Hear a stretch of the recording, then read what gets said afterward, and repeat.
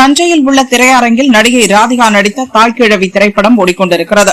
படத்தை பார்த்த வைத்தியநாதன்பேட்டை கிராமத்தைச் சேர்ந்த பிரவீன் என்ற இளைஞர் தங்களது கிராமத்தில் வசிக்கும் 25 தாய்க்கிழவிகளை தனது சொந்த செலவில் அழைத்து வந்து படம் பார்க்க வைத்தார். படம் ரொம்ப பிடிச்சி போச்சு எனக்கு. அது இந்த மக்களுக்கு வரதே குறைவு.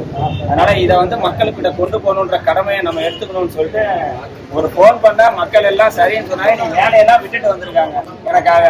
இவங்களுக்கான செலவுலாம் எனக்கு திரும்ப காசு சம்பாதிச்சிருந்தாங்கன்னா இந்த ஒரு சந்தோஷத்தை திரும்ப கொடுக்க முடியுமான்றது எனக்கு தெரியல. அதனால இந்த எல்லாமே எங்களுக்கு பிரெயில் தான், தம்பி தான், எல்லாம் நடந்து செய்யும் எங்களுக்கு எல்லாமே பிரெயில் தான். நிறைய இந்த வருஷம் முதல்ல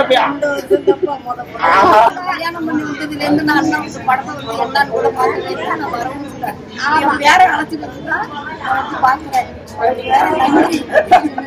தியேட்டர் பக்கமே தலை வைத்து படுக்காத செங்கல் சூளை மற்றும் விவசாய கூலி வேலை செய்து வரும் தாய்க்கிழவிகள் என 25 பேர் முதல் முறையாக ஏசி திரையரங்கில் படம் பார்த்து மகிழ்ந்தனர்.